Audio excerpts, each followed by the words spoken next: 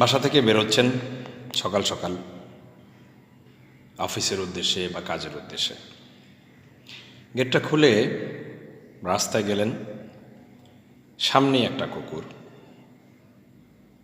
ইচ্ছে হলো একটা লাথি মারলেন কুকুরকে।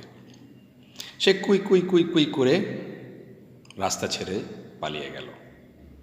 একটু সামনে গেলেই হাতের বাম পাশে একটা গাছ, কি যেন একটা গাছের ছোট্ট চারা। হাতটা চলে গেল গাছের পাতায়, টান দিয়ে ছিঁড়ে ফেললেন 2-3টা পাতা।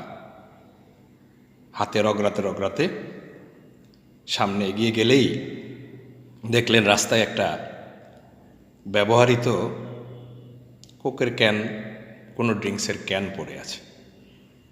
ফুটবলের মতো একটা শট করলেন, সেটা উড়ে গিয়ে পাশের বাসায় জানালায় পড়ে গেল। একটা ঝনাঝন শব্দ হলো। আপনি একবার তাকালেন, দ্রুত গতিতে এলাকা ছাড়লেন। এই যদি হয় আমাদের চরিত্র, কেন, কি কারণে? এই যে অকারণে একটা প্রাণীকে কষ্ট দিলাম, একটা গাছের ক্ষতি করলাম, আর একটা মানুষের জানালা ভেঙে দিলাম,